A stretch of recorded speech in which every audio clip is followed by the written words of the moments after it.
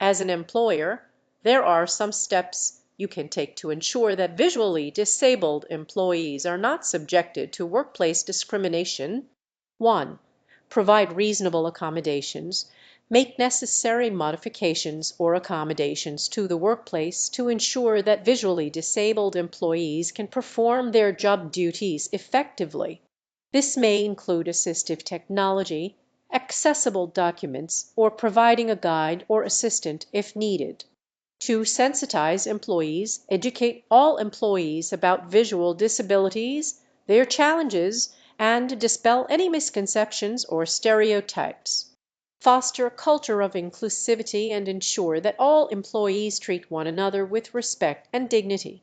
3. Training and awareness. Provide training on disability awareness and sensitivity to managers and staff. This will help create a more inclusive and understanding environment. 4. Equal opportunities. Ensure that visually disabled employees have equal opportunities for career advancement, promotions, or training opportunities.